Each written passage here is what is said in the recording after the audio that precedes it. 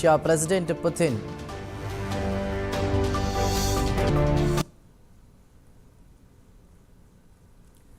Welcome to national and international news. ఇక ముందుగా చూద్దాం. రిజర్వ్ బ్యాంక్ ఆఫ్ ఇండియాకు సంబంధించి కేంద్ర ప్రభుత్వం కీలక నిర్ణయం తీసుకుంది. ఆర్బీఐ కొత్త గవర్నర్గా 1990 ఐఏఎస్ బ్యాచ్ అధికారి సంజయ్ మల్హోత్రా నియమితులైనట్లు ప్రభుత్వం ప్రకటించింది.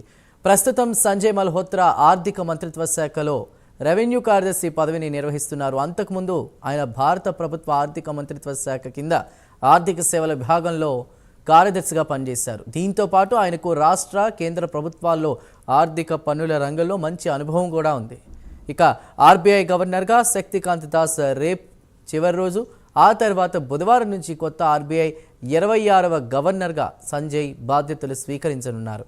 సంజయ్ మల్హోత్రా 3 ఏళ్ల పాటు నియమితులయ్యారు. మల్హోత్రా నియామకానికి కేబినెట్ ఆమోదం తెలిపింది.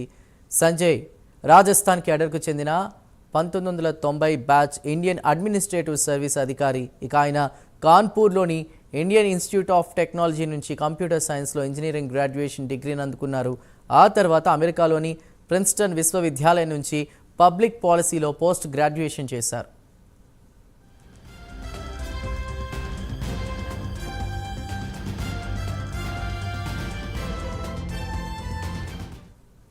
ముప్పై 33 సంవత్సరాల పాటు తన కెరీర్లో నాయకత్వం నైపుణ్యాన్ని ప్రదర్శిస్తూ Sanjay Malhotra power finance, taxation, information technology, mining మొదలైన విభిన్న రంగాల్లో పనిచేశారు. ప్రస్తుతం ఆర్థిక మంత్రిత్వ శాఖలో కార్యదర్శిగా ఉన్నారు. ఆ క్రమంలో ప్రత్యక్ష పన్నులకు సంబంధించి కూడా పన్ను విధాన రూపకల్పనలో ఆయన కీలక పాత్ర పోషించారు. దీంతో పాటు సంజయ్ భారతదేశ ఆర్థిక బ్యాంకింగ్ రంగాలను పర్యవేక్షించారు.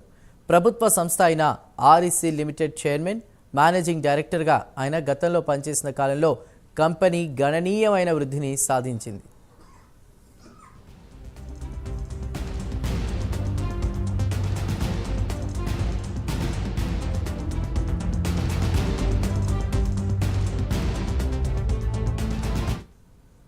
డిసెంబర్ 2022 నుంచి రెవెన్యూ కార్యదర్శిగా ఉన్న క్రమంలో ప్రత్యక్ష పరోక్ష పన్నుల కోసం పన్ను విధానాలను రూపొందించడంలో మల్హోత్రా కీలక పాత్రను పోషించారు. భారతదేశ ఆర్థిక వ్యవస్థ పటిష్టతకు ముఖ్యమైన అంశమైనటువంటి పన్ను వసూళ్లను పెంచడంలో ఆయన నాయకత్వం కీలక పాత్ర పోషించింది. మల్హోత్రా భారతదేశంలో వస్తువులు సేవల పన్ను జీఎస్టీ ఫ్రేమ్వర్క్ను నిర్వహించే బాధ్యత కలిగిన జీఎస్టీ కౌన్సిల్ ఎక్స్ అఫీషియో కార్యదర్శిగా కూడా పనిచేశారు. జాతీయ పన్ను వ్యవస్థ సమగ్రతను కాపాడుతూ రాష్ట్రాల విషయంలో కొన్నిసార్లు విరుద్ధమైన ఆర్థిక అంచనాలను సమతుల్యం చేయడంలో సంజయ్ కృషి ఎనలేనిదని చెప్తారు.